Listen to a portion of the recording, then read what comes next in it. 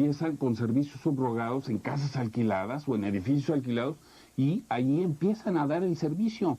La institución, llame Seguro Social, es una necesidad imperiosa de una sociedad como la nuestra. Podemos vivir 75 años como pobres, pero morimos con las horas de los ricos. El temblor vino a salvar el prestigio del centro médico. Si se muere el trabajador, pues la viuda y los hijos van a tener con qué vivir. Que le dieran más años a su vida y más vida a sus años.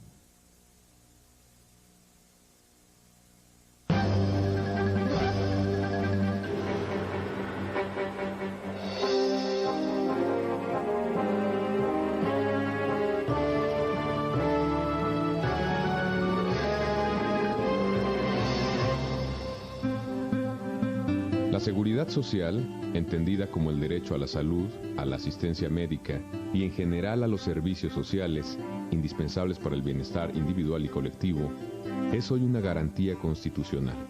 Sin embargo, tuvieron que pasar más de 100 años para que los mexicanos pudieran gozar de ella. Durante el siglo XIX, el naciente Estado mexicano dedicó gran parte de sus esfuerzos y raquíticos recursos al sostenimiento de la permanente situación de guerra en que se debatía el país, sin prestar la atención necesaria a los problemas de salud del pueblo.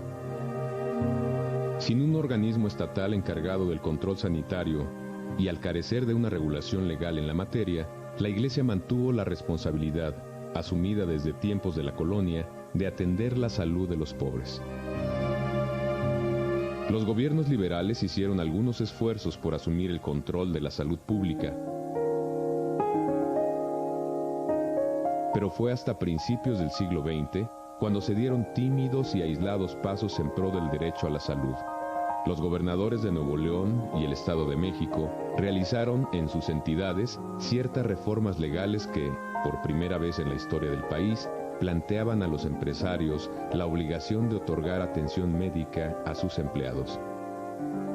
Aquellas leyes, que en el contexto del porfiriato pudieron parecer progresistas, resultaron pobres frente al anhelo de justicia social de un pueblo que ya se levantaba en armas.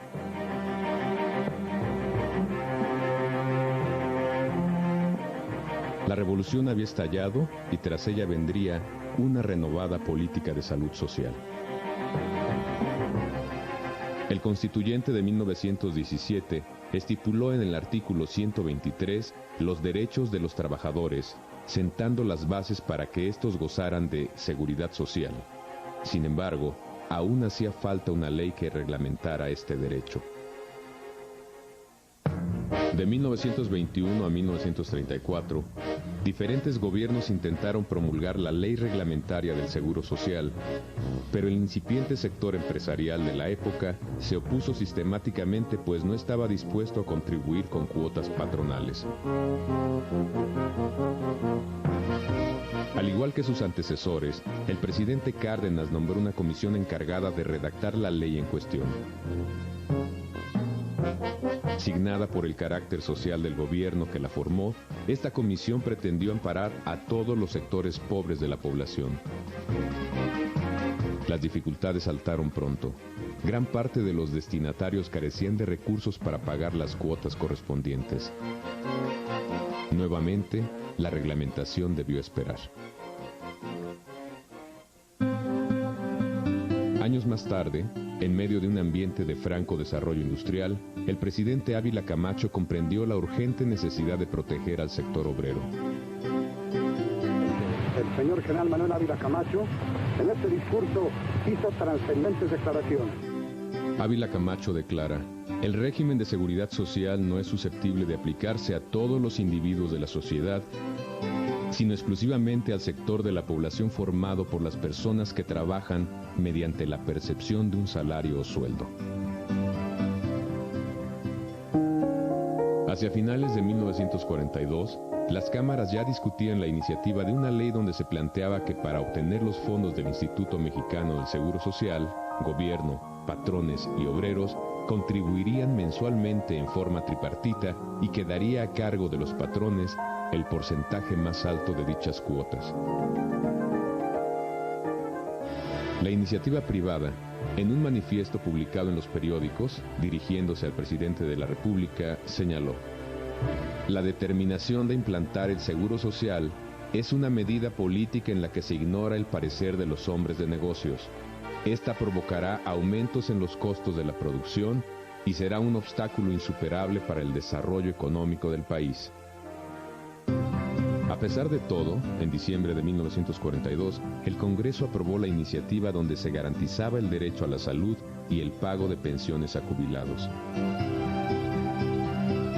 Con la publicación, el 19 de enero de 1943, de la Ley Reglamentaria del Seguro Social, se daba fin a la primera etapa de la lucha. Pero todavía faltaba la organización y puesta en marcha de un sistema que, por sus dimensiones y complejidad, parecía sumamente difícil. Estadio deportivo, alberca, escuela, bibliotecas, teatro, laboratorios y comedores dentro de la ciudad industrial prestan todas las comodidades necesarias a los obreros. El fundador y director general, señor Antonio Ruiz Galindo, se muestra satisfecho por el éxito de esta obra que representa el triunfo de la iniciativa privada en el campo del progreso social industrial. Durante los años 40, México vivió un proceso de consolidación de sus políticas de salud.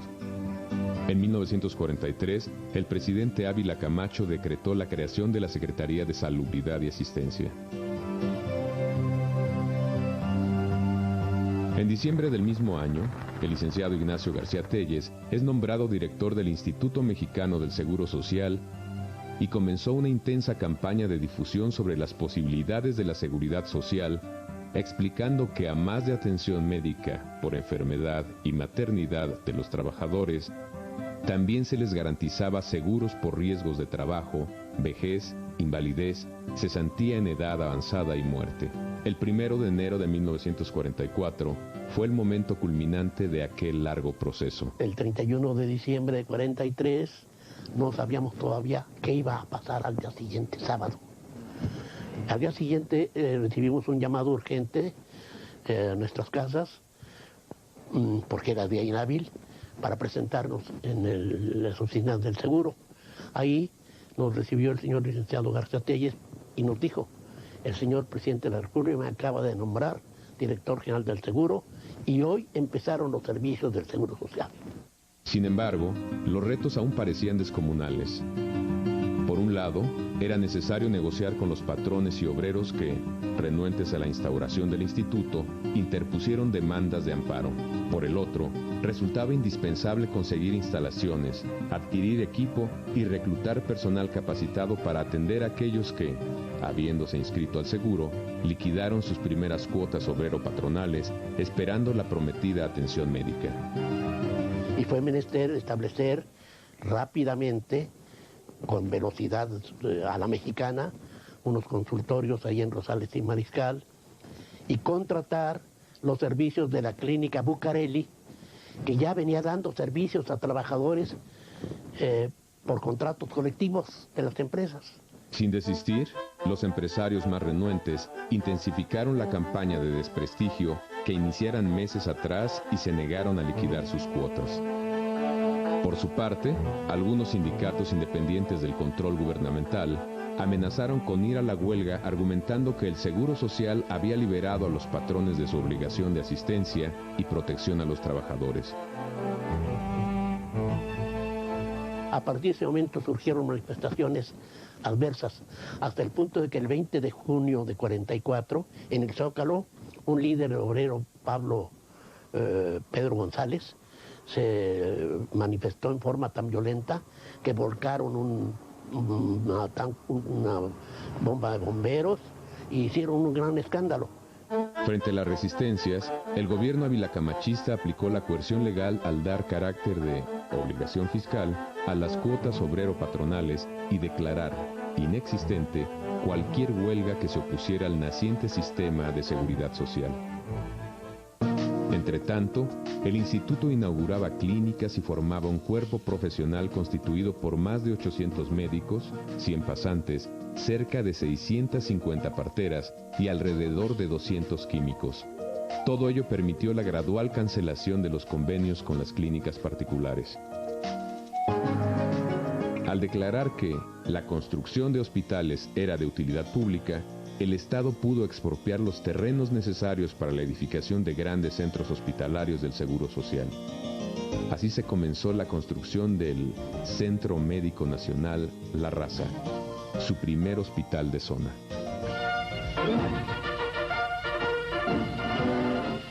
Frente al monumento que evoca el simbolismo del 12 de octubre de 1492, se encuentra el Hospital de la Raza, primer hospital de zona construido por el Instituto Mexicano del Seguro Social, con una capacidad para 1000 camas, servicio de consulta externa y especialidades, dotado del mejor instrumental para prestar atención a 100.000 afiliados.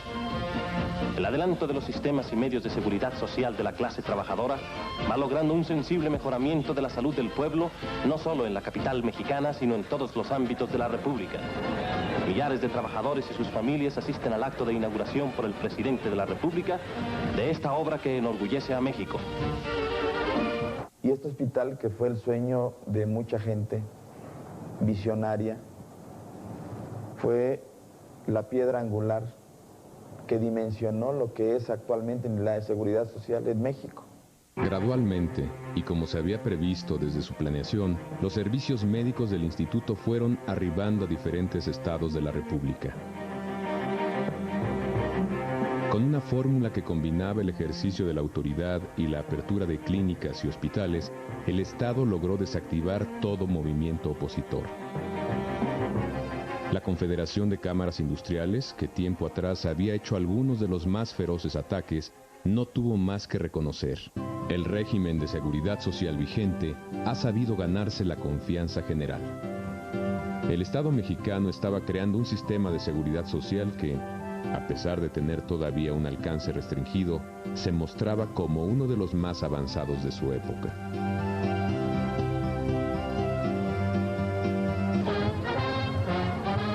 El Seguro Social ha recibido el apoyo y el estímulo del presidente de la República, lo que ha hecho factibles realizaciones como el nuevo edificio de 12 pisos para oficinas centrales construido en el Paseo de la Reforma.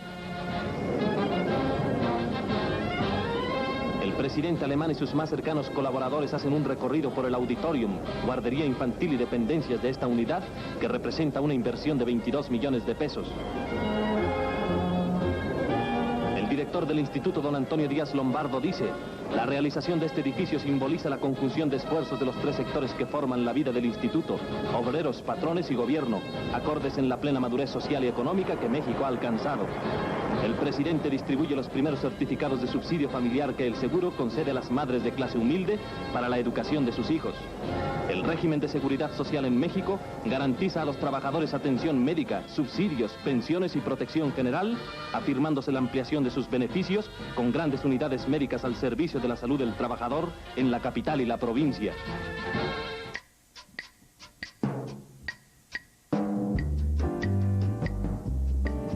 Al comenzar la década de los 50, y a menos de 10 años de su instauración, el Instituto Mexicano del Seguro Social había alcanzado una próspera situación financiera, pues con puntualidad recibía las cuotas de sus agremiados sin tener que enfrentar aún la fuerte carga que en el futuro le iba a representar el pago de pensiones por jubilación. La inauguración, en 1950, de su edificio de oficinas administrativas de Paseo de la Reforma y en 1952 del Hospital La Raza fue fiel testimonio de la bonanza del instituto. Desde sus inicios, La Raza contaba con un hospital de 800 camas, una clínica de consulta externa proyectada para atender a 100,000 derechohabientes y una unidad para enfermedades infecciosas. Paralelamente, y sin solicitar apoyos extraordinarios de obreros o empresarios, el IMSS comenzó a invertir en la expansión de los servicios de seguridad social.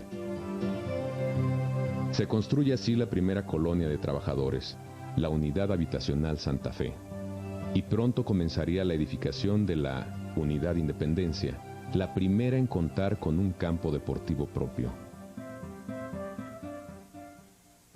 Reconociendo el valor de la mujer como agente para la conservación de la salud y la prevención de riesgos, en 1958 el Instituto Mexicano del Seguro Social creó las Casas de la Asegurada, centros en los que las derechohabientes recibían conocimientos sobre primeros auxilios, higiene y nutrición, además de capacitarse en oficios útiles para contribuir al ingreso familiar.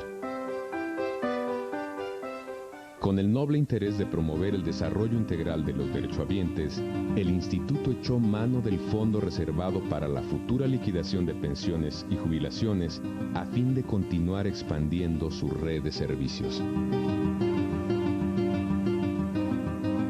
Empezó la promoción del teatro clásico en México con la idea de que esta era para promover la cultura, porque el tiempo libre del trabajador también tenía que organizarse y tenía que ser óptimo.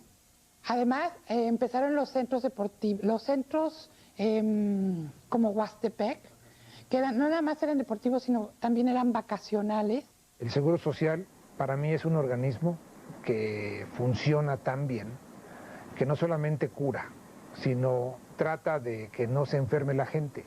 Y al tratar de que no se enferme la gente, hacen instalaciones deportivas. Y las instalaciones deportivas son tan buenas que hasta campeones olímpicos han hecho. Yo me hice en las calles del IMSS, en los pasillos del IMSS, en las escaleras del IMSS, en esos recovecos que tiene Instituto Mexicano del Seguro Social en sus unidades deportivas. Fue la que me dio la oportunidad de salir adelante. Yo fui medallista olímpico que se hizo en una institución con un prestigio enorme, con un cobijo verdaderamente fuerte. Con el paso de los años, y a pesar de las crisis económicas que tienden a reducir el número de afiliados al IMSS y en consecuencia a disminuir sus ingresos, el instituto ha debido realizar importantes esfuerzos para mantener en funcionamiento todos aquellos servicios que resultan estratégicos para el bienestar social de los mexicanos.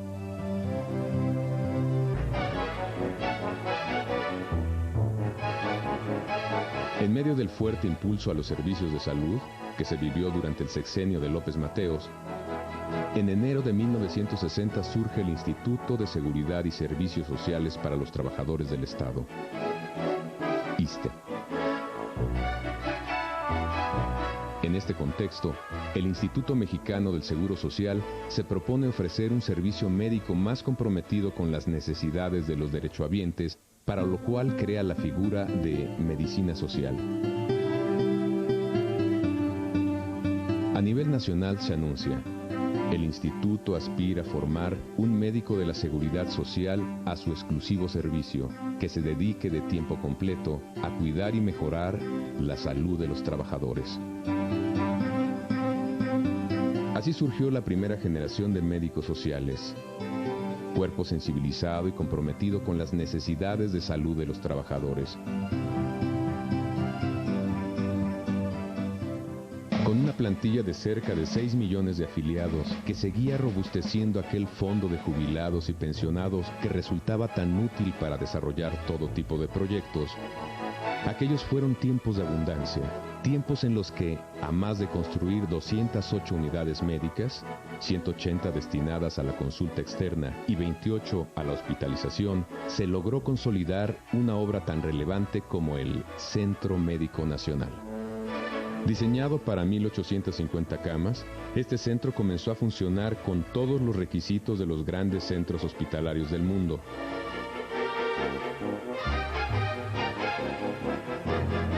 El proyecto comprendía unidades de neurología, cancerología, ginecología y obstetricia, especialidades médico-quirúrgicas y hospital de emergencias.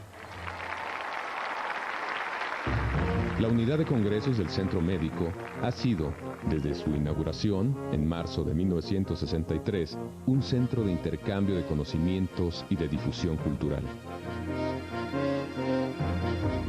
Además, por su moderno equipamiento de tecnología avanzada, este centro, lo mismo que el Hospital La Raza, se convirtieron en el espacio idóneo para que los médicos más experimentados del país fueran desarrollando la medicina especializada que no habían podido practicar en ninguna clínica o sanatorio de carácter privado.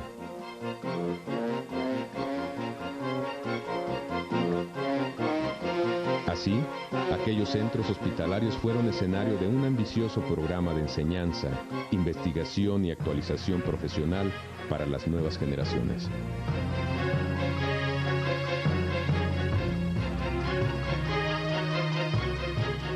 El Instituto Mexicano de Seguro Social es la escuela más grande de posgrado en el área de la medicina. Era el sitio donde íbamos con la certeza y con la seguridad de que los maestros eran los mejores profesionistas que había en el momento, donde las instalaciones eran las mejores instalaciones, los equipos eran los mejores equipos, y que saliendo cualquier egresado del Seguro Social iba a tener un reconocimiento como un especialista de alto desarrollo. La labor de formación de especialistas, aunada a la creación del médico social, ciertamente permitieron elevar la calidad de los servicios médicos.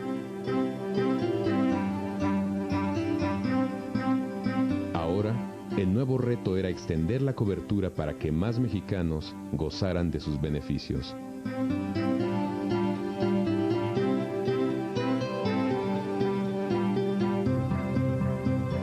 Así, el instituto iba a entrar en los 70s realizando un profundo estudio de la ley del Seguro Social con el fin de hacer las adiciones que habrían de permitir la ampliación de su campo de acción.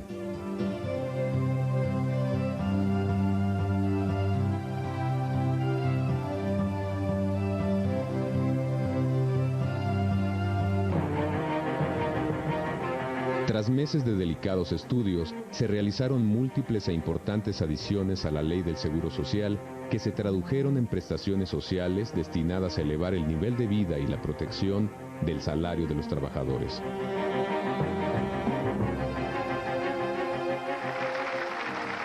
Publicada en 1973, la nueva ley planteó la creación de guarderías infantiles, con lo cual se daba respuesta a las necesidades de la mujer, ya que ésta comenzaba a abandonar el papel esencialmente hogareño y dependiente para insertarse en el ámbito de la labor extrafamiliar.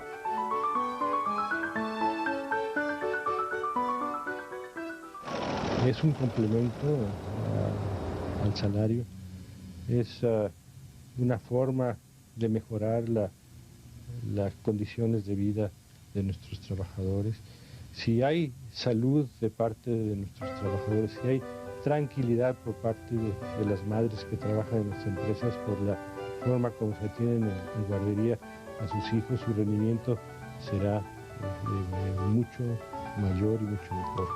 Entonces vemos que la seguridad social ha coadyuvado para fortalecer la productividad de nuestras empresas. Las empresas que más y mejor cumplen con sus aportaciones, en general tienen altos niveles de productividad.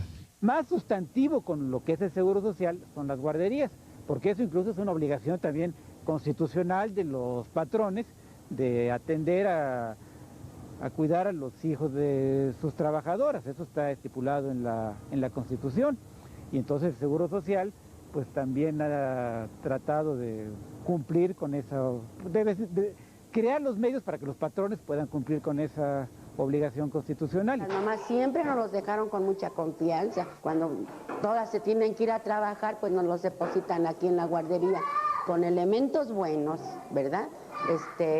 Muy capaces, muy responsables, que las madres sientan el amor y el apoyo que se les da aquí en la guardería, sobre todo la atención.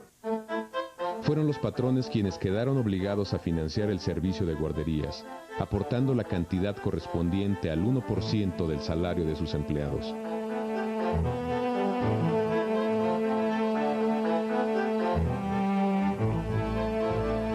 Las modificaciones a la ley realizadas en 1973 también permitieron que el IMSS extendiera su acción a ejidatarios, comuneros y pequeños propietarios.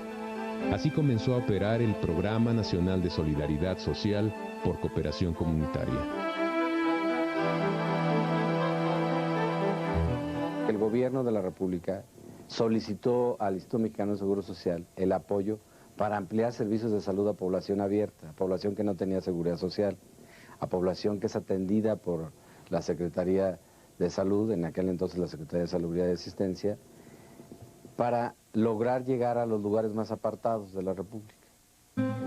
6 años después, el gobierno federal conjugó la experiencia del Instituto Mexicano del Seguro Social con la infraestructura y los programas regulados por la Coordinación General del Plan Nacional de Zonas Deprimidas y Grupos Marginados, COPLAMAR, y suscribió un convenio en el que se planteó que el Seguro Social otorgue los servicios de salud en estas zonas y a estos grupos.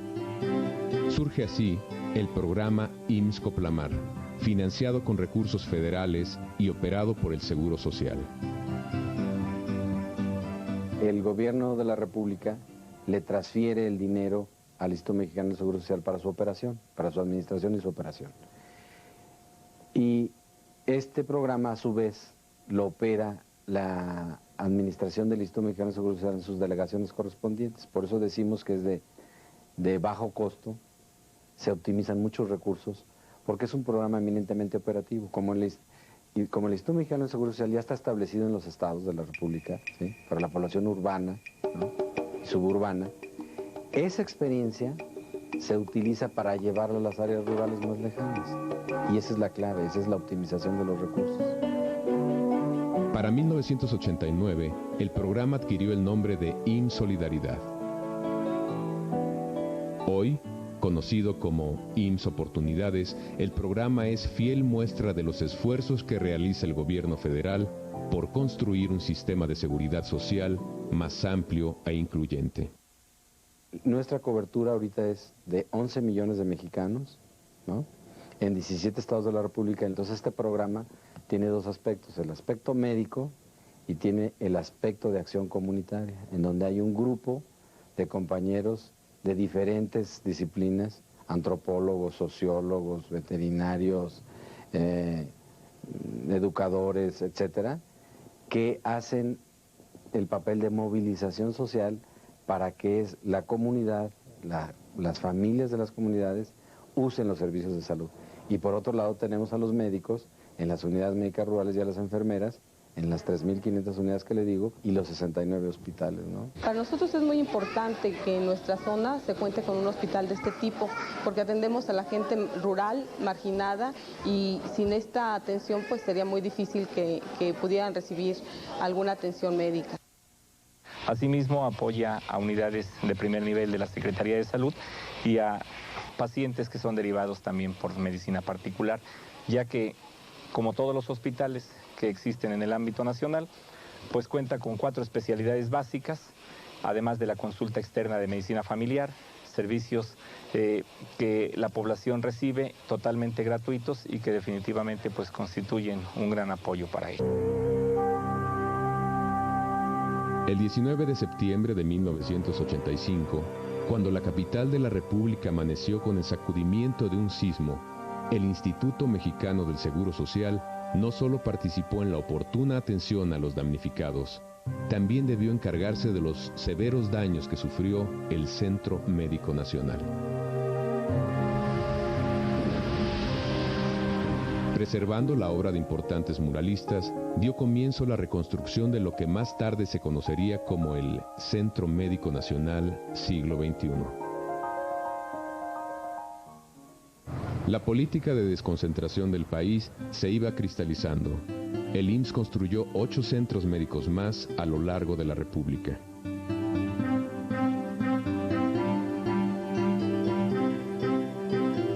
Por su parte, los especialistas formados en el Instituto Mexicano del Seguro Social siguieron desarrollando la ciencia médica mexicana que para entonces ya había realizado en el IMSS los primeros trasplantes renales de niño y adulto, así como la primera operación intrauterina. En febrero de 1986, el Hospital La Raza fue testigo del primer trasplante de tejido cerebral que un cuerpo de destacados médicos realizó bajo la dirección del neurocirujano Ignacio Madrazo Navarro. 2 años más tarde, el cardiólogo Rubén Argüero Sánchez coordinó al equipo que realizó el primer trasplante de corazón practicado en nuestro país. Así, son muchos los derechohabientes que han salvado la vida gracias a la calidad médica y el equipamiento del instituto. Bueno, mi experiencia con el Seguro Social ha sido fabulosa. Aparte de que me salvaron la vida, pues hay una atención, tuve una atención excelente de parte de todo el equipo, tanto el equipo médico que intervino en la cirugía como el equipo de enfermería y todas las personas que tuvieron que ver conmigo. De 1980 a 90, la población usuaria de las instituciones de salud aumentó en un 56%, pero por efecto de la crisis económica, el presupuesto asignado no pudo crecer en una proporción similar.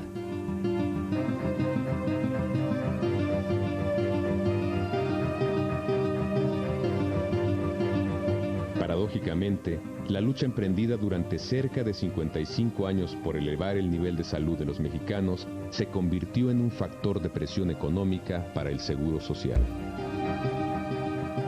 Todavía el año 43, cuando se fundó el Seguro Social, se hicieron previsiones para que los mexicanos no vivirían más de 65 años. Que después de los 65 años el Seguro Social no debería preocuparse porque no habría ya mexicanos de más de 65 años. Y ahora somos una plaga, que estamos haciendo quebrar al Seguro Social porque no nos hemos muerto, tenemos enfermedades caras, incurables, y que queremos que nos atiendan, y como se firmó un contrato, pues nos tienen que atender. El incremento en la esperanza de vida significa, inevitablemente, más años de derecho a pensión por jubilación o cesantía, así como más años de atención médica y hospitalaria. Si a mediados del siglo XX la población moría víctima de enfermedades que, como la diarrea o la viruela, se lograron controlar mediante adecuados hábitos de higiene e intensas campañas de vacunación, con el paso de los años, el perfil epidemiológico se fue conformando por cáncer, diabetes mellitus, hipertensión arterial y SIDA, padecimientos que exigen costosísimos tratamientos. Finalmente, había llegado el tiempo de comenzar a pagar las pensiones de la creciente población de jubilados y el auge del instituto, que años atrás había sido financiado por el Fondo de Pensiones, comenzaba a decaer. Los derechohabientes percibieron pronto el deterioro de la calidad de los servicios. La saturación de consultas y los servicios hospitalarios, así como el desabasto de medicamentos, fueron los indicadores más evidentes de la crisis de una institución que ya buscaba nuevos mecanismos para liberarse de la pesada carga que le estaba representando el pago de pensiones por vejez, cesantía y muerte. En 1992, siendo presidente Carlos Salinas de Gortari, se hizo una adición a la Ley del Seguro Social por la que se dispuso que los patrones debían aportar mensualmente una suma equivalente al 2% del sueldo de cada uno de sus trabajadores a fin de crearles un fondo de ahorro útil para pagar sus pensiones. Surge así el Sistema de Ahorro para el Retiro, SAR. La idea del SAR parecía ser la respuesta adecuada para descargar del presupuesto del seguro la liquidación de pensiones. Sin embargo, el diseño de la recaudación de aquellos fondos resultó tan complejo y burocratizado que puso en entredicho la viabilidad del sistema. Fue en la administración del presidente Zedillo cuando se pensó en hacer una reforma más profunda a la estructura financiera del Seguro Social. Para eso hubo un sinnúmero de reuniones con la comunidad institucional, es decir, con los empresarios, que son los que aportan sus cuotas, con las organizaciones obreras, que también aportan sus cuotas y son beneficiarios de la institución, con el gobierno, con académicos, con personas muy diversas, interesadas en la institución, y se elaboró un documento que se llamó, si no mal recuerdo, un acuerdo para la reforma estructural del Instituto Mexicano del Seguro Social, suscrito por el Congreso del Trabajo y por el Consejo Coordinador Empresarial. Asimismo, por las autoridades gubernamentales, fundamentalmente de Salud y de Hacienda. Se le llevó al presidente de la República, al presidente Zedillo, a Los Pinos, y él se comprometió a que esa propuesta que la comunidad institucional le hacía al presidente de la República la convertiría en una iniciativa de ley. Aprobada por el Congreso, la nueva Ley del Seguro Social se publicó en el Diario Oficial el 21 de diciembre de 1995 y estipuló que cada trabajador contaría con una cuenta individual, donde se acumularían los recursos que le habrían de servir para el momento de su retiro.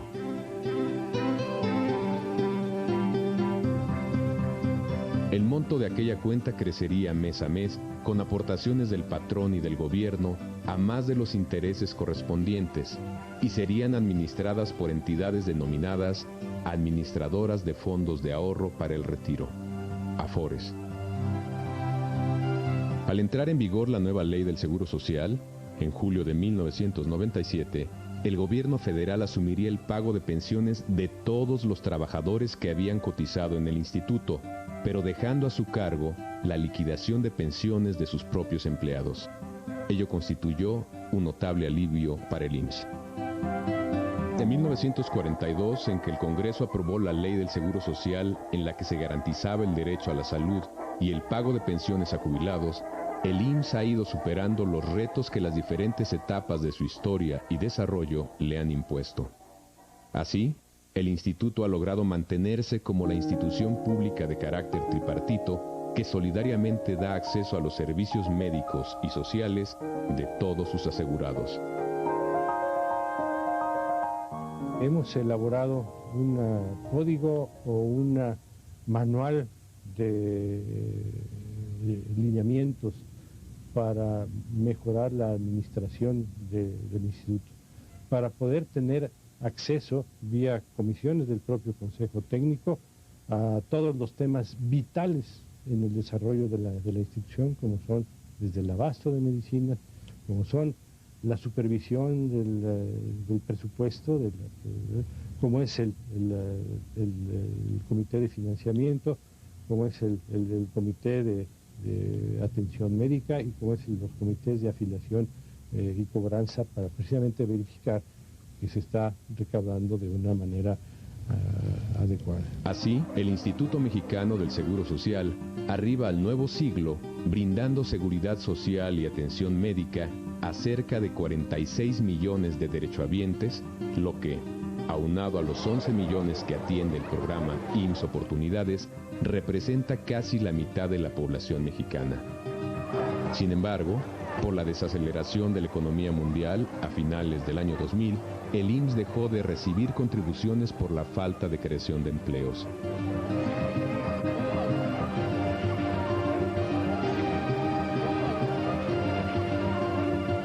Frente a esta problemática, a finales del 2001, se realizaron sustanciales modificaciones a la Ley del Seguro Social, entre las que destaca la nueva obligación del Instituto de presentar un informe anual que dé cuenta al Ejecutivo y al Congreso de su situación financiera y reporte además las tendencias demográficas, epidemiológicas y del mercado laboral. Es la primera vez en la historia del Instituto en que se publican y se informa al Congreso y se informa al Ejecutivo de cuál es la situación financiera por la que atraviesa el Instituto. Como resultado de aquel primer informe, se hizo público que el IMSS enfrenta una frágil y delicada situación financiera motivada fundamentalmente por dos razones. En primer lugar, la población mexicana sigue envejeciendo de manera significativa, exigiendo del Instituto atención médica y asistencial especializada en enfermedades crónicas propias de los adultos mayores, aparte de la atención de enfermedades incurables. El IMSS está atendiendo aproximadamente 14,000 enfermos ya de SIDA, ya con la enfermedad de SIDA, que es un padecimiento costoso, involucra algo más de 680 millones de pesos en el último año.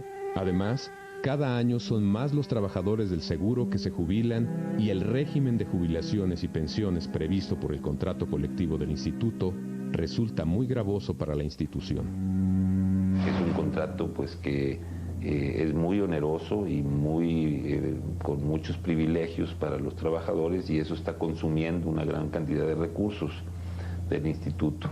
En los próximos 10 años se jubilarán más empleados del instituto que los que lo han hecho en sus 60 años de historia, lo que va a representar un poco más de 230,000 trabajadores con derecho a jubilación.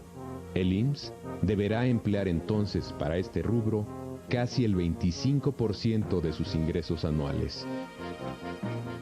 El instituto ya hoy en día va a tener que tomar recursos de su gasto de operación para pagar las pensiones de sus propios trabajadores. El IMSS paga a sus trabajadores y paga a sus jubilados, quedando 312 pesos por derechohabiente para comprar medicinas, equipar hospitales y construir clínicas. Si esta tendencia continúa, en 10 años esta cantidad mínima desaparecerá.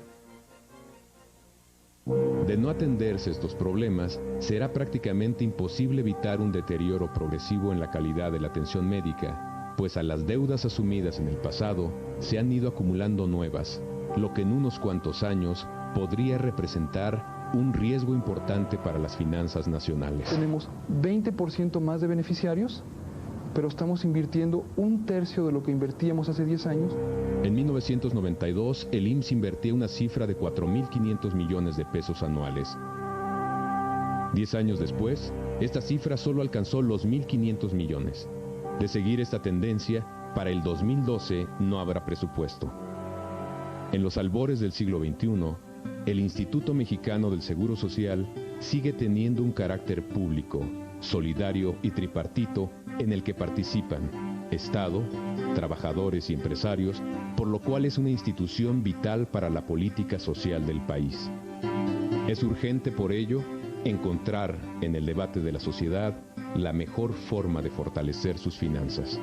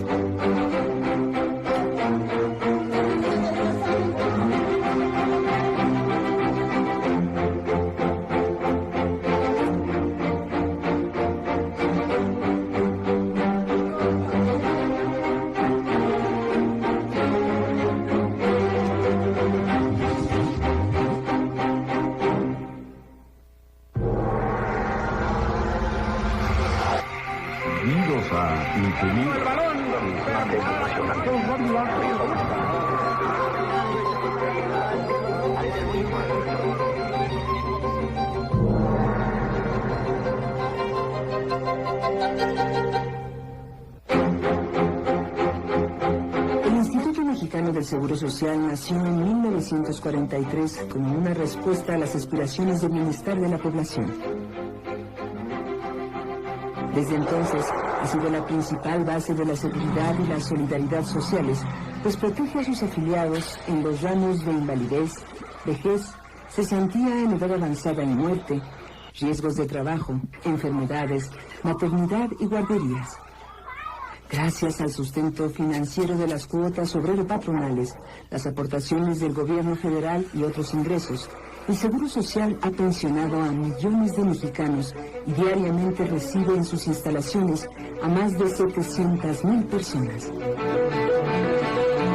La creación del IMSS hay que entenderla como parte de un proceso de creación de una red de seguridad social para los trabajadores, que en realidad tiene, digamos, su gestación durante y después de la Revolución Mexicana. Es una de las serie de conquistas que se obtienen, aunque en términos internacionales toda esta red de protección social, tanto en términos de salud, pensiones, riesgos de trabajo, se está dando ya en países industrializados o con mayor desarrollo industrial. A fines de los años 50, gracias a las cuotas obrero-patronales y las aportaciones del gobierno al Seguro Social, se había formado un cuantioso fondo de pensiones. Benito Coquet, director del instituto, entre 1958 y 1964, consiguió autorización del gobierno federal para tomar en préstamo recursos de ese fondo y destinarlos a la construcción de hospitales, clínicas y otras instalaciones. Los directores que sucedieron a Coquet obraron de la misma manera, sin que los sucesivos préstamos fueran solventados. La infraestructura del IMSS mejoró notablemente, pero el fondo de pensiones desapareció. En el momento en que se crea un sistema de pensiones, la estructura demográfica de la población y de la estructura laboral tiene ciertas características, como son una gran participación de trabajadores en activo y muy pocos pensionados, muy poca gente en edad de jubilación. Esto permite que en las fases iniciales de un programa de pensiones la acumulación de recursos sea mucho mayor que lo que está pagando en pensiones. Entonces, esos recursos quedan disponibles y son susceptibles de ser utilizados de cualquier forma. Tomaron dinero, recursos de reservas de pensiones para generar estadios, comprar equipos de fútbol, y en ese boom pues se consideró que las prestaciones del contrato colectivo para dar una atención pensionaria podían ser de privilegio. Nunca se pensó que estas características iban a cambiar. Lo grave del problema es que al cambio no se hacen los ajustes y se genera una crisis muy severa. La desaparición del fondo de pensiones se convirtió en una grave carga financiera para el instituto, hasta que en 1995 el Congreso Federal aprobó la nueva ley del Seguro Social. Dicha ley tuvo dos importantes consecuencias. En primer lugar, el gobierno federal absorbió el costo de las pensiones de los trabajadores del país, liberando al instituto de esa obligación. Y en segundo lugar, se crearon las AFORES, Sistema de Cuentas Individuales de Ahorro para el Retiro de los Trabajadores, que sustituyó el antiguo régimen de pensiones. En el sistema anterior, los jóvenes o adultos trabajadores cubrían los recursos para las pensiones de los trabajadores jubilados, mientras que en el sistema actual cada trabajador está haciendo aportaciones a su propia cuenta individual que va a ser la fuente de recursos para su retiro. Es un cambio fundamental que tiene como antecedente los cambios demográficos. En la medida en que la población se va haciendo mayor y sobre todo vivimos más tiempo en la etapa de jubilación, pues ya no es posible que los trabajadores en activo cubran nuestras pensiones, sino cada uno de nosotros tiene que hacer el esfuerzo para hacerlo, para cubrirlas. En este nuevo sistema, cada trabajador tiene una cuenta individual. Las contribuciones que se realizan por parte tanto del Estado como de los patrones, como sus propias contribuciones, van a formar parte de esta cuenta individual y esta cuenta empieza a capitalizarse. No es utilizada ni para pagar pensiones de otros trabajadores, ni para pagar infraestructura o transferencias a otros programas del instituto. Con las reformas de 1995, las pensiones de los trabajadores en retiro afiliados al Seguro Social quedaron plenamente garantizadas por el gobierno federal y así continúan hasta hoy. No obstante, quedó sin resolverse el financiamiento del régimen de pensiones y jubilaciones de los trabajadores del Seguro Social.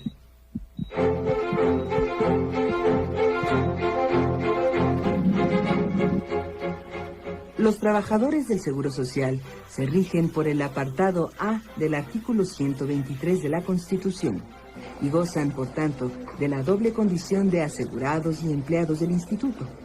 Esto significa que, como asegurados, tienen derecho a las pensiones del Seguro Social y, como trabajadores del Instituto, al régimen de jubilaciones y pensiones, un plan que les confiere derechos adicionales. El régimen tiene su fundamento en el contrato colectivo de trabajo convenido entre los trabajadores y el Instituto desde 1966. Estas negociaciones contractuales están sujetas a consideraciones no solamente técnico-económicas y financieras de la entidad, y esto aplica no solamente al IMSS, aplica a otras entidades públicas. Están sujetas también a consideraciones políticas, a presiones políticas. Dada el peso y la influencia sindical de los trabajadores del IMSS, durante mucho tiempo muchas de estas negociaciones contractuales fueron muy favorables en términos de generar prestaciones de mayor cuantía en relación a los afiliados o derechohabientes al sistema, y con el paso del tiempo nos terminaron en un esquema que resulta ser altamente diferencial con los derechohabientes. En ese tiempo existían políticos con carreras políticas que intentaban no tener ninguna crisis social dentro de las instituciones que ellos manejaban, y en virtud de no poder incrementar los salarios, pues resolvían sus problemas o sus conflictos laborales incrementando prestaciones o los retiros y las pensiones de los trabajadores. En aquel tiempo pues no se hacían los cálculos actuariales y dieron como consecuencia precisamente que hoy tengamos esta crisis. La CTM, la CROC, la CROM, las organizaciones del Congreso del Trabajo siempre han formado parte del Consejo Técnico. Los empresarios han formado parte del Consejo Técnico.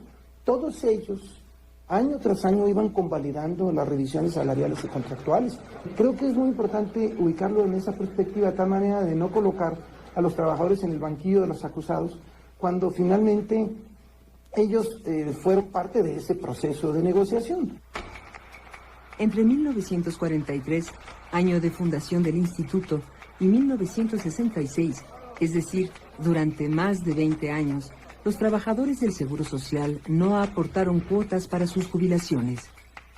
En 1966, una vez que las autoridades y el sindicato pactaron el régimen de jubilaciones y pensiones, los trabajadores comenzaron a aportar el 1% de su salario para contribuir al pago de quienes ya estaban pensionados y jubilados. Como la aportación era insuficiente, el instituto se vio obligado a distraer recursos del gasto de operación para cubrir el faltante.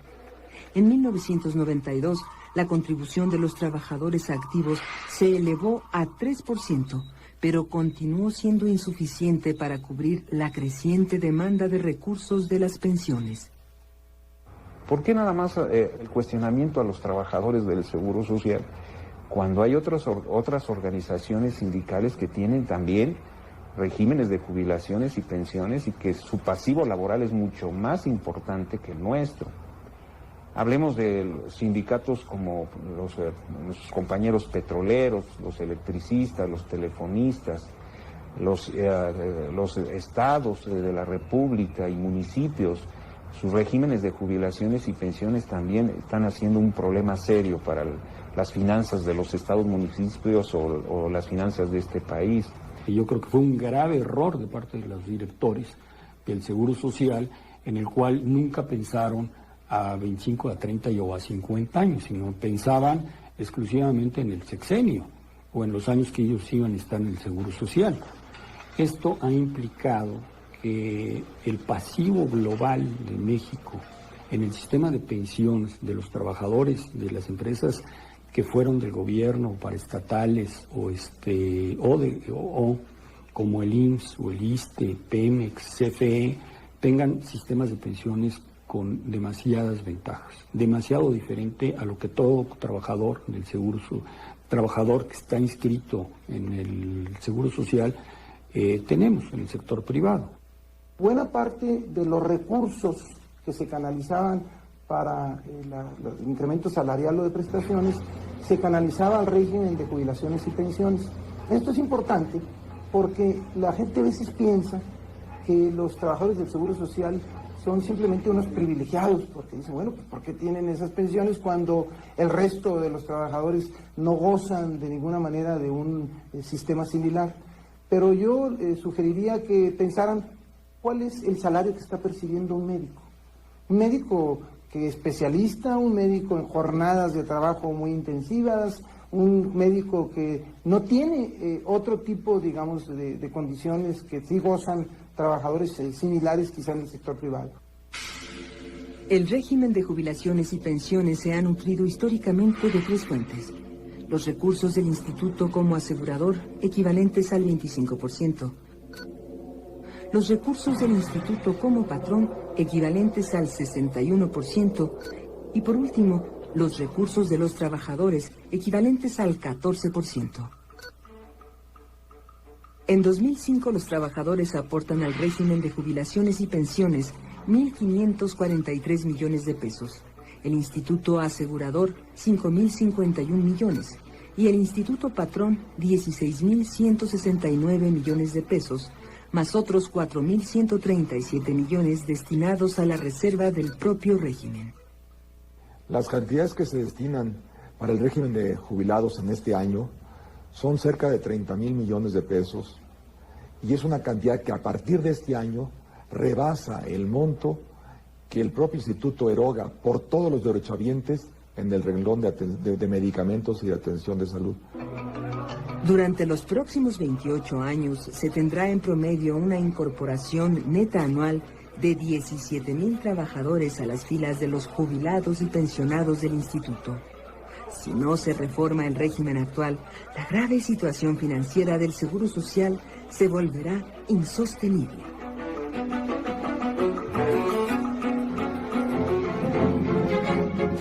La mayoría de los sistemas de pensiones vigentes en el mundo fueron diseñados a mitad del siglo XX en condiciones demográficas, económicas y laborales distintas de las actuales. Los sistemas de pensiones operaban con equilibrio, pues había más trabajadores activos que jubilados, y estos disfrutaban de sus pensiones menos tiempo que en la actualidad. Después de varias décadas de funcionamiento vamos a tener mayor número de pensionados, menor número de trabajadores que contribuyen y mayor tiempo o mayor número de años en los cuales se tiene que pagar la pensión. Si la economía es rica y tiene exceso de recursos, no habría ningún problema. Pero eso no es el caso en la mayoría de las economías y mucho menos en una economía como la mexicana. En consecuencia, esto va generando un costo fiscal en el tiempo que es creciente y este costo fiscal genera presiones en las finanzas públicas. Y estas presiones en las finanzas públicas hace que se estén derivando recursos que podrían ser utilizados para otro tipo de necesidades que son apremiantes también en nuestro país, como por ejemplo es la pobreza. Y ahorita la población en 5 años va a ser casi el 20% de México, con más de 60 años. Se está haciendo adulta la población de México, no tanto como la de Europa, pero vamos a pasos agigantados a una relación que pueda haber en 10 años solamente 1.5 trabajadores en activo por un jubilado. En México, la esperanza de vida al nacer ha ido aumentando en las 3 últimas décadas. Hace medio siglo, cuando era de menos de 60 años, los jubilados disfrutaban de sus pensiones 5 o 10 años. Hoy la esperanza de vida en México es de 75 años para los hombres y de 78 para las mujeres. En estas condiciones, los jubilados y sus viudas pueden recibir pensiones durante 10 o 15 años, pues la mayoría de ellos se retira a los 65 años de edad. Al prolongarse la esperanza de vida, el tratamiento para las nuevas enfermedades crónico-degenerativas es más costosa para el instituto. Y en tercer lugar, que la cobertura del instituto no ha crecido, porque no ha crecido el empleo. Normalmente un trabajador en el sector privado trabaja hasta los 65 años, pudo haber trabajado 45 años y llega a tener exclusivamente un 70 o un 50, 70% o hasta 80% de su salario, pero no tiene un salario de 130% de su salario y menos nada más trabajar 28 años. Normalmente en las empresas estas que te platico como Pemex, CFE, IMSS, trabajan hasta los 52 años. Entonces los tienen que pensionar durante 29 o 30 años adicionales. Entonces muchas veces trabajan menos años que los años que están pensionados. Pero adicional a eso está la viuda, que la viuda normalmente la mujer vive unos 10 años más que el hombre, que el trabajador, y se alarga la pensión en un porcentaje adicional que va a la viuda. Entre 1977 y 1981, el gobierno federal había dispuesto de altos ingresos derivados de la nueva riqueza petrolera. En ese periodo se crearon 110,000 nuevas plazas en el Seguro Social. Hoy, la mayoría de quienes las ocuparon están próximos a jubilarse. En consecuencia, el programa enfrenta un problema de viabilidad financiera. Hay más pensionados, menos trabajadores en activo, con beneficios por arriba del programa de los derechohabientes y adicionalmente con una situación de recursos limitados por parte del instituto. Y a esto hay que agregar que el esquema de los trabajadores del IMSS, la jubilación se realiza por tiempo de servicio, entonces las jubilaciones se empiezan a dar desde los 50, 55 años, etcétera. Pues prácticamente son 120,000 trabajadores jubilados, pero en los próximos 5 años va a haber igual número de trabajadores jubilados a los que están en activo. Van a ser más o menos 250 y casi 250, y como no se están incorporando nuevos trabajadores, entonces puede llegar el momento en que sean menos trabajadores en activo que los que están jubilados. En el Seguro Social, la relación entre trabajadores activos y pensionados se ha desequilibrado con el paso del tiempo. En 1976 había 16 trabajadores activos por cada pensionado. En 1985 los activos bajaron a 12, en 1995 a 5 y en la actualidad hay 3 trabajadores activos por cada pensionado. Por primera vez en su historia, en 2004, el Instituto gastó más en las jubilaciones y pensiones de 131,000 trabajadores que en las medicinas y material de curación de sus más de 43 millones de derechohabientes. Como resultado de las revisiones del contrato colectivo de trabajo y otros convenios, los trabajadores del Seguro Social han ido acumulando prestaciones superiores a las establecidas por la Ley Federal del Trabajo. Algunas de ellas crecen con el paso del tiempo, como es el caso de la ayuda de renta. Otras se derivan de los días laborados, como en los casos del aguinaldo, el fondo de ahorro, las vacaciones y el pago por antigüedad. En particular, el Seguro Social, cuando nace como institución de seguridad social, privilegia a los trabajadores que va contratando y a la seguridad social de médicos, de enfermeras, de trabajadores en general, y va creando un régimen de beneficios particulares a los propios trabajadores ante la seguridad del propio instituto, y yo creo que esto fue transitando en forma irresponsable, y lo que hoy origina es un exceso de recursos que se tienen que erogar y que no existe de dónde sacarlos. Se planteó desde su origen que parte del incremento salarial, en lugar de darte un 3%, por ejemplo, se te daba una determinada condición en tu régimen de jubilaciones y pensiones. O sea, hoy lo que paga efectivamente casi en su totalidad el Instituto Mexicano del Seguro Social tiene su origen en incrementos salariales que no se dieron a los trabajadores y se canalizaron a esta prestación. En otras palabras, no está diseñado de tal manera que aporten los trabajadores y aporte el patrón, porque ya aportaron los trabajadores por la vía de incrementos salariales que no percibieron. Un trabajador del Seguro Social disfruta desde su primer año de servicios de vacaciones equivalentes a 27 días hábiles, 11 de los cuales pueden ser canjeados por 22 días de salario a título de ayuda para actividades culturales y recreativas. Al quinto año de labores, las vacaciones aumentan a 35 días hábiles, 15 de los cuales pueden canjearse por 30 días de salario. A los 20 años o más de antigüedad, se tiene derecho a 45 días hábiles y el canje respectivo de salario. Los trabajadores del Seguro Social reciben 2 días de aguinaldo por puntualidad y 3 días de aguinaldo por laborar todos los días de la quincena. También gozan de 3 meses de aguinaldo cuyos impuestos absorbe el instituto. Cualquier organización sindical tiene que buscar mejores condiciones, tanto de trabajo diario, prestaciones que se ven reflejadas cada quincena y además las prestaciones diferidas, como es tener pues un estado de invalidez que a nadie se lo podemos desear. Entonces un sindicato del tamaño de nosotros, insisto, ha hecho un trabajo profesional durante todo este tiempo y hemos tenido ese perfeccionamiento o ese avance en nuestro tema de pensiones, que sean dinámicos.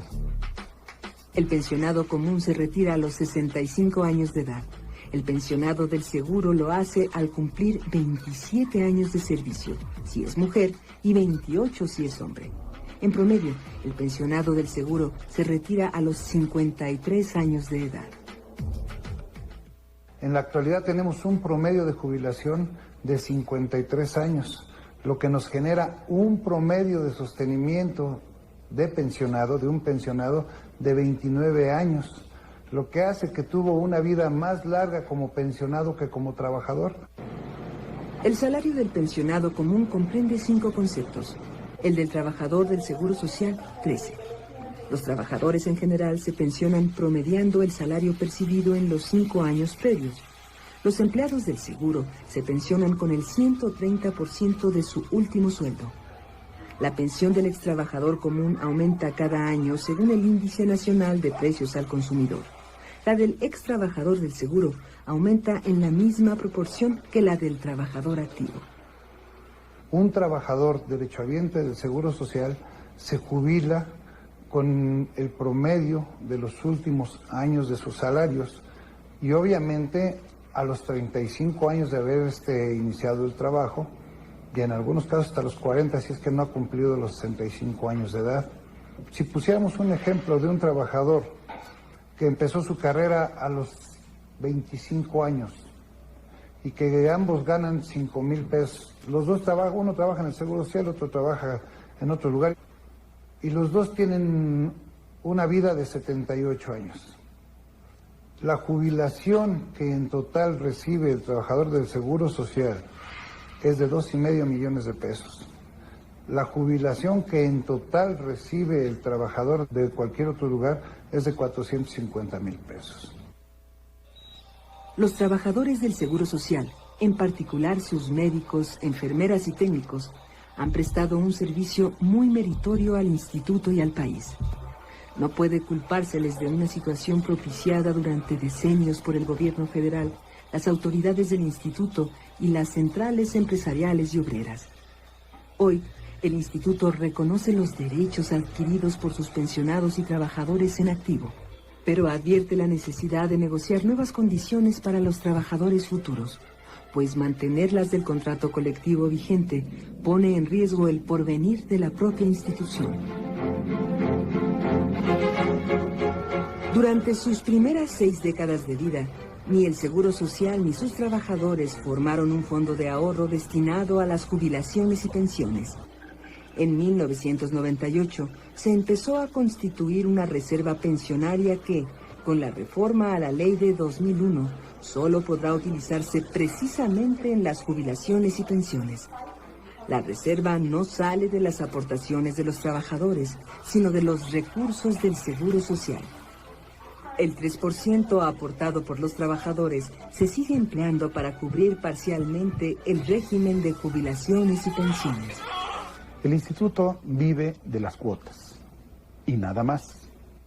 Todos los ingresos que recibe el Instituto Mexicano del Seguro Social es lo que pagan los trabajadores del país, las empresas del país y el gobierno, a través de lo que se llaman las cuotas tripartitas. No recibe ningún otro subsidio el instituto, vive de sus cuotas. Por lo tanto, todos los gastos que tiene se cubren con esos ingresos, incluidos los gastos, para llamarle así, de las jubilaciones de sus propios trabajadores. Bueno, empieza a tomar y a hacer las reservas en 1997. Las reservas han sido aprobadas por el Congreso, en el Congreso de la Unión, en el cual cuando se aprueba el presupuesto se determina cuánto tiene que ir al fondo de reservas para pensionados y jubilados. Entonces, eso depende mucho en la revisión del presupuesto, cuánto designe en el Congreso, cuánto se tiene que ir al sistema, a las reservas. Pero adicional a esas reservas, se toma de las cuotas que pagamos los empresarios, se está tomando el dinero para pagar a los pensionados actuales. Entonces, esto pues viene de la toma de los recursos, pues viene desde hace muchísimos años. O sea, porque realmente nunca se ha fondeado eso. La reserva pensionaria del Seguro Social ha acumulado 34,000 millones de pesos, pero para hacer frente a las futuras jubilaciones se necesitan 715,000 millones de pesos. En el 2015 se estarán jubilando 19,000 trabajadores al año. Dentro de un decenio, el número de pensionados y jubilados será el doble del actual. Entonces, habrá alrededor de 258,000 pensionados y jubilados, incluyendo a los activos. El instituto deberá pagar salarios a más de 600,000 trabajadores. La reserva para las pensiones se comenzó a constituir en el año de 1996 y 1997, pero fueron cantidades pequeñas. Antes de esa época no hay reserva. Entonces, las reservas que se constituyen entonces eran del orden de los 2.000, 3.000 millones. A partir del año 2000 comenzó a acelerarse el proceso de reserva, pero se están reservando más o menos 4 o 5 mil millones. Estamos llegando a una reserva constituida que no llega a los 35 millones y estamos hablando de que el gasto directo que hay está alcanzando estas cifras. Entonces casi lo que está reservando el instituto no sirve para pagar todo lo que está cubriendo anualmente. O sea que es una reserva efímera y que podríamos decir que no es reserva. El pasivo laboral es el total de los recursos que el instituto como patrón estará obligado a erogar cuando sus trabajadores actuales se jubilen o pensionen. Dicho pasivo ha crecido a un ritmo de 55.600 millones de pesos por año entre 1999 y 2004. Esto significa que cada mes se acumulan 4.630 millones de pesos en la carga financiera del instituto. En 2004 el pasivo laboral era de 715.597 millones de pesos, equivalentes al 9.4% del Producto Interno Bruto del mismo año, o a 6 años de las cuotas pagadas por los más de 12 millones de trabajadores y las 800.000 empresas afiliadas al Seguro Social. En 1994, el Instituto había publicado un documento llamado Diagnóstico del Instituto Mexicano del Seguro Social. Uno de los principales capítulos del documento advertía que, si no se modificaba el régimen de jubilaciones y pensiones, hacia 2004 su financiamiento comenzaría a afectar de modo severo la operación del Instituto. Desde entonces se dijo, si no se resuelve, si no hay un acuerdo entre las partes, el instituto y el sindicato, el problema se va a venir de manera muy crítica del año 2004 para adelante, que es, como ya lo mencioné, justamente lo que hoy estamos viviendo. A fines de 2001, el Congreso aprobó modificaciones a la Ley del Seguro Social que transparentaron la operación presupuestaria del instituto y confirmaron su alarmante pasivo laboral. En un informe reciente, las autoridades del instituto señalan que en los últimos 11 años, por cada peso dedicado a ampliar la infraestructura de servicios para todos los derechohabientes, el instituto, en su calidad de patrón, ha destinado 2.74 pesos para el pago de las pensiones de sus propios trabajadores. En este momento se destina más o menos el 28% de los ingresos del INSS a pagar jubilaciones.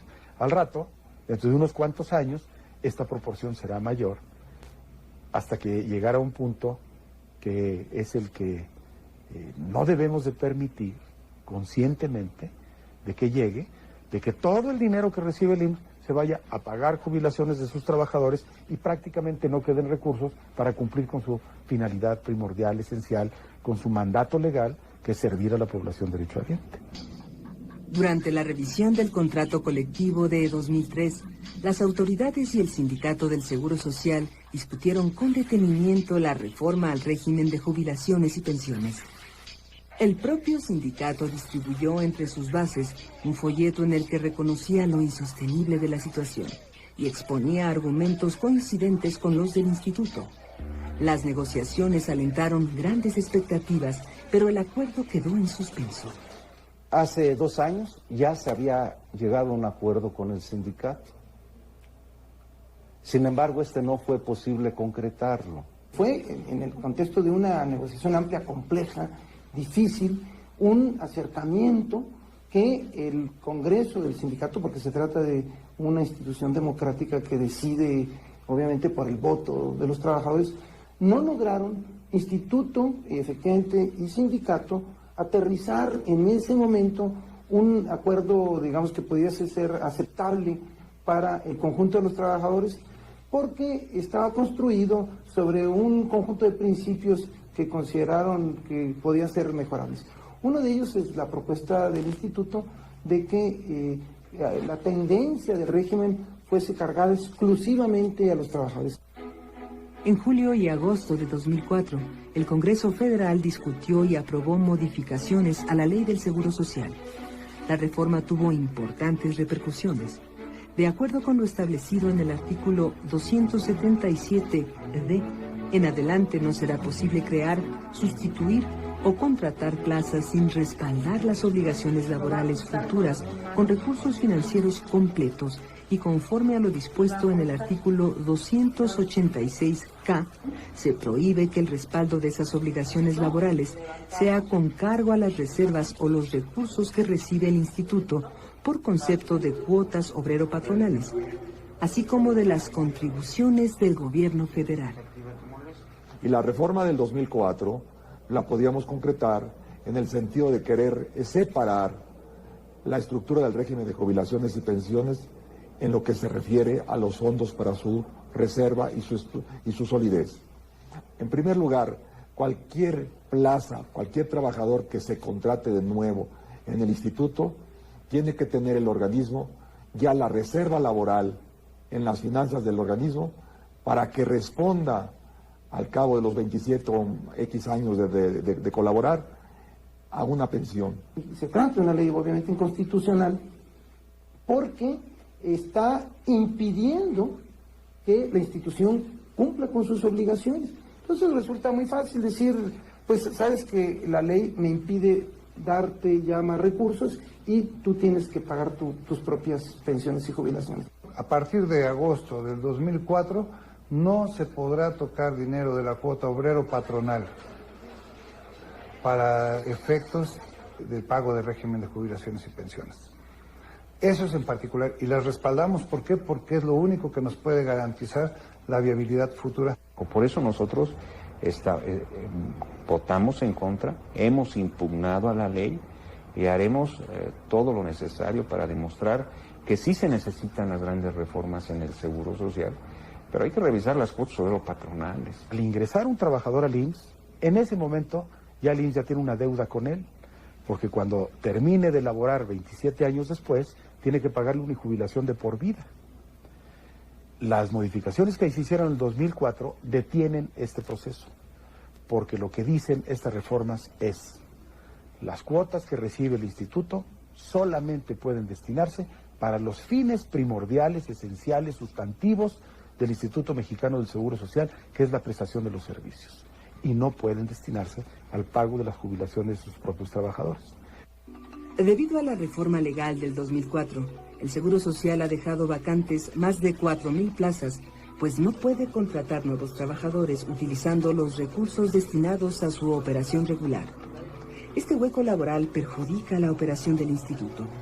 La reforma, por otra parte, no resuelve la presión financiera del régimen de jubilaciones y pensiones sobre el Seguro Social, que tenderá a agravarse en los próximos años y que, de no resolverse mediante una negociación entre las autoridades y el sindicato del instituto, pondrá en riesgo el sistema que brinda servicios de salud y protección social a cerca de 45 millones de derechohabientes.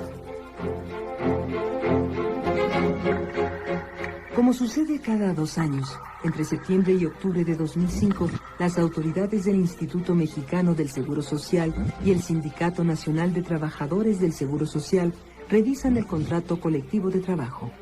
En la presente administración, esta es la última oportunidad de negociar un nuevo régimen de jubilaciones y pensiones.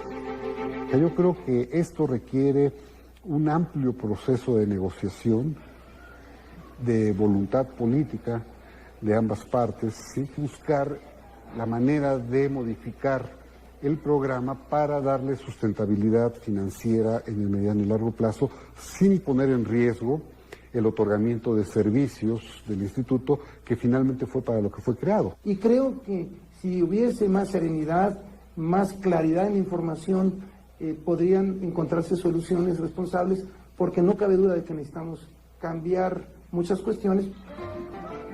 En 2003, las autoridades del Seguro Social propusieron mantener sin cambios los derechos adquiridos por los jubilados y pensionados, aumentar las aportaciones de los trabajadores en activo del 3 al 6% de modo inmediato y luego 1% al año hasta llegar al 15%, y efectuar nuevas contrataciones ajustándose a las reformas de la Ley del Seguro Social de 2004, es decir, garantizando el respaldo financiero correspondiente. Lo que propone el sector obrero en este tema es que se dé vigencia y que se respete el acuerdo que se tomó en octubre del 2003, donde el sindicato y el instituto y la administración del instituto pactaron que a más tardar para marzo de 2004 revisarían el tema de jubilaciones y pensiones a efecto de darle viabilidad financiera al propio instituto. Se ha tratado de negociar con el sindicato de hacer 2 contratos colectivos, ¿no? Un contrato colectivo para los trabajadores actuales, donde se les respete todas sus prestaciones actuales y no se haga ninguna modificación, y otra en la cual todos los de nuevo ingreso, cuando contratan a una persona, se tienen que ir haciendo las reservas necesarias para que ya no suceda lo que sucedió en años anteriores. El Sindicato Nacional de Trabajadores del Seguro Social se opone a las reformas de la Ley del Seguro Social de 2004. Considera que las pensiones representan un problema nacional y como tal debe discutirse, y admite la necesidad de introducir modificaciones en el actual régimen de jubilaciones y pensiones del Seguro Social. ¿Qué estamos viendo en el tema de las jubilaciones y pensiones? Bueno, que es un tema, que es un problema nacional. Entonces, hacer modificaciones sin la participación de todos los actores, yo creo que va a ser muy difícil. Si nada más se trata de que los trabajadores pongamos una parte de nuestras prestaciones sin que haya un compromiso de todos, creo que va a ser difícil poderle avanzar. Que se modifiquen las reglas para los nuevos trabajadores de manera sustantiva, pasar de los 27, digamos, de requisito de edad a 35, ya incluir un requisito de edad que es de 60 años, los trabajadores estarían aportando hasta un 10% de su salario para dar sustentabilidad. Este aporte, a su vez, se plantea que lo generen los trabajadores en activo, hasta un 10% de su salario. Quizá no sea suficiente, quizá no sea la solución al problema, pero es un excelente punto de partida para que fuese acogido y existiera una respuesta responsable en la institución.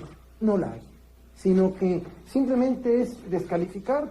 Y con esto nosotros le ahorramos al Seguro Social más de $1 billón a largo plazo. Esto le va a impedir al IMSS a que se pueda colapsar, como se está diciendo, en el 2010 o en el 2020. Con esto nosotros le damos viabilidad al Seguro Social a corto, mediano y a largo plazo. El Instituto Mexicano del Seguro Social enfrenta muchos y difíciles problemas que le impiden ofrecer a sus derechohabientes servicios de buena calidad.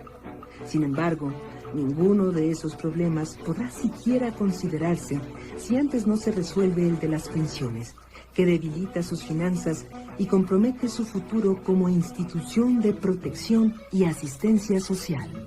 Si no somos responsables el día de hoy en modificar esta fórmula, la institución no va a poder seguir. Y más de 42 millones de mexicanos, que son los recipiendarios de los servicios del instituto, seguirán siendo con una menor calidad de atención. Hace falta concordia, diálogo, disposición para platicar, para dialogar, ductilidad, flexibilidad, para, repito, anteponer el interés superior del IMSS a cualquier otro tipo de interés. Con todos los defectos que pueda tener, el IMSS es una gran institución. Es de lo mejor que hemos sido capaces de construir los mexicanos a través de los años, y no debemos permitir que día a día se vaya deteriorando su prestigio, la oportunidad y la calidad de los servicios, porque los recursos se van desviando a otras finalidades que no son las que estableció desde su fundación en 1943 el legislador al crear el Instituto Mexicano del Seguro Social.